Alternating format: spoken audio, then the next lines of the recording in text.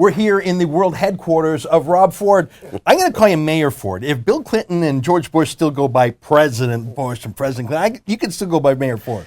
Some of those lefties out there might not appreciate it. Do you get that a lot? Do people say Mayor Ford even though you're no longer the mayor? A lot of people still call me mayor, and I say, call me Rob, and they say, no, I'm calling you mayor. So. Well, I tell you, I love the fact that I love what you did as mayor, and even more, I loved the fact that you did it in the face of every sneering, self-righteous, elitist Toronto liberal who couldn't stand the fact that you existed, number one, and that people actually responded to it. It was like they couldn't exist in the same universe as you. What do you say about the antis, the haters, the Ford derangement syndrome folks? They think they're all talk and no action. That's the best way to describe it, is who I went up against.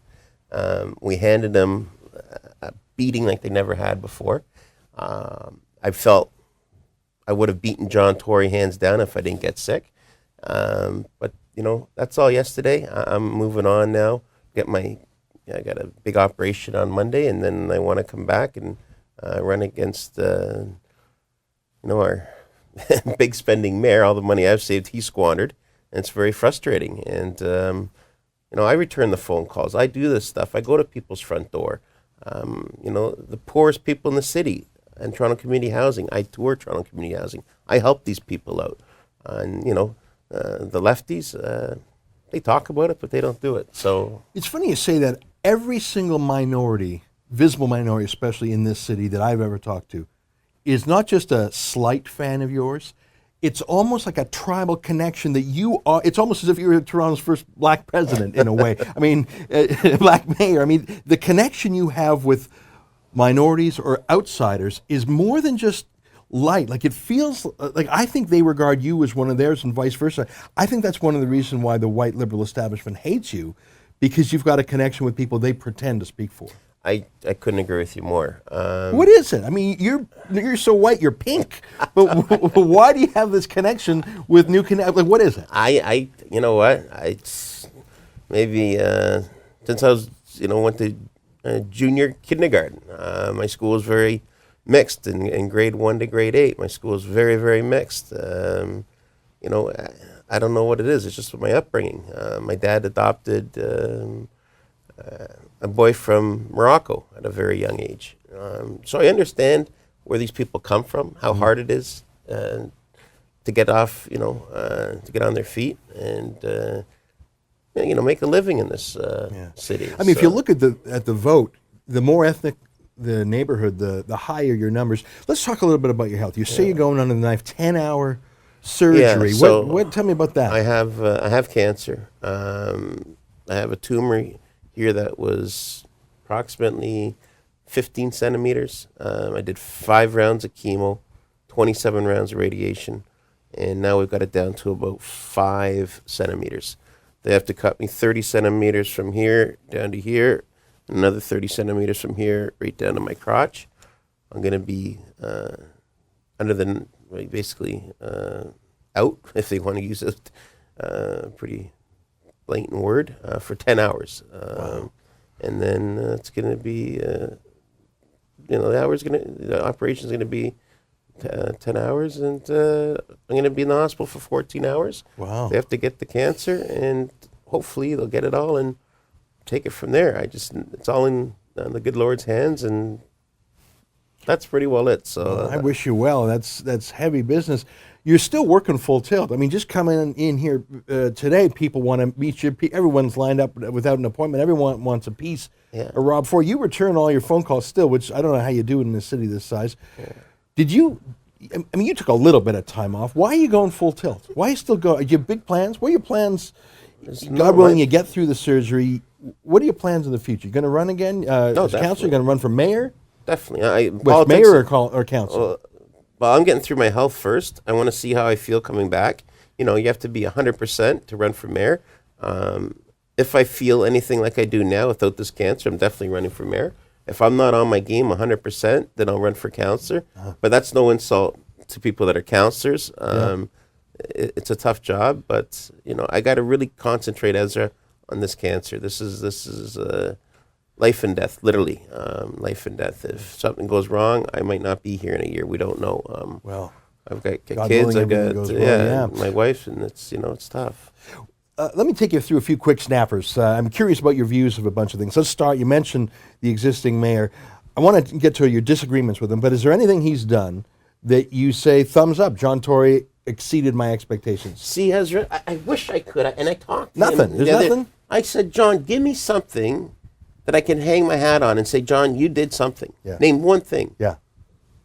And then he just gets arrogant. What did he He say? doesn't get nothing. He doesn't give me, So verbally, what did he say to you? basically, he just says, it's all your fault. He does press conferences. It's all your fault. He's I don't still know in if blamestorming mode? He's still, as of last week. Because I just, do this, it's because of Rob Ford. He keeps going back to Rob Ford and all his speeches. I don't know why. All right. So he's giving you nothing you can hang your hat now on. you tell me. I don't know. You tell me the top three things he's done that you think are bad for the city. Oh, top three. Or give me things. one. What's the number one? Well, today, for example, spending $31 million on green bins. And what do we need green bins for? There's nothing wrong with our green bins. The whole time he wants to tear down the Gardner. Just patch up the Gardner. There's nothing wrong with the Gardner. Let's fix it up. It goes on and on. He's contracting out garbage. He was going to contract out garbage out in Scarborough. Now he's not. Well, let me get to me, if I had to sum up your mayoral term, it was take it on the gravy train. The insiders, the lobbyists, that culture of big unions, etc. Has he brought back that gravy train culture? They're all back. You go look at his staff. Give me an example. Lobbyists, consultants. You look at all of the Nick Kuvalises, all these guys. They're right Now, back Nick in the used to scene. work with you, though, right? Absolutely, but I'm saying all those type of people, all the lobbyists and consultants. Nothing wrong with them, but they're all back at City Hall. All right. So we talk about John Tory. You say, God willing, your health's good. You're back 100%. You're going to take another crack at it. Let's pull the camera back a bit. There was talk about you or your brother getting involved in the last provincial election. Didn't happen. What do you think of the state of the Ontario PCs today? You made an endorsement, didn't you? I did. I did, and Monty was going good. He pulled out of the race. He came in my office. He was similar to me. I don't think there's any real conservatives far right as I am. Ezra. So I took the best. What do you think about the two remaining candidates, Christine Elliott, Patrick Brown? I think Christine's going to win. Yeah. She has more experience. She's going to win. She's more likely to beat Kathleen than Patrick. Now, Patrick Brown says he's sold a lot of membership, especially to new Canadians. What do you think of that? That sounds like your style. It doesn't show up in the polls. I don't know. I went door knocking, and I don't. I don't know if they just were signed up without knowing. But the ones I knocked on, they didn't know they were signed up. I want to ask you about one provincial issue, and then I want to talk about federal politics. I'm surprised at the story of the sex ed curriculum. I read in the paper the other day, 35,000 kids were stayed home, and some parent-student strike against the sex ed curriculum Kathleen Wynne is putting in. Do you have an opinion on that? It makes me sick to my stomach.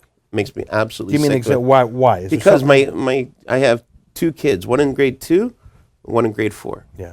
My one in grade 2 and my other one in grade 4 should not be talking about what anal sex is, or what a blowjob is. This is what they're teaching these kids. I'm sorry, that makes me sick. Yeah. I told my kids, if they start talking like that, walk out. Yeah. And you know what? It's for the parents to teach them about that at the appropriate time, but not when they're grade 2 and not when they're grade 4. Yeah. They should be teaching how to read and write and arithmetic. So that's just makes me sick to my stomach, and and that's why I supported Monty, because Monty was the candidate that said he would get rid of it. Yeah. We have to. That just turns my stomach. You've been generous with your time. I just want to ask you one or two more questions. Federal politics. We're less than 6 months away now from the federal election. Ontario, obviously the key battleground because of all the votes and the ridings, especially here in the Greater Toronto area. Do you have any advice for Stephen Harper on how to hold on to the seats in the GTA? Stick to your guns. On what issues? He's fiscal management. Is that the number one thing? Is that what number one is the taxes in the economy, but it's the bottom line. And do not waver. And they're going to come after him. Do not waver. That's what got him to the first time. It'll get him through the second time. He's going to get a majority. But what about the media? They're in love with Justin Trudeau. You face the media. They're powerful. They are powerful. So can they give Justin Trudeau an artificial bump of 5 or 10 points? They will, but Harper's going to take a hit, but he'll still get a majority. That's my prediction. He won't get as big a majority as he did, but he will still get a majority. All right, last question.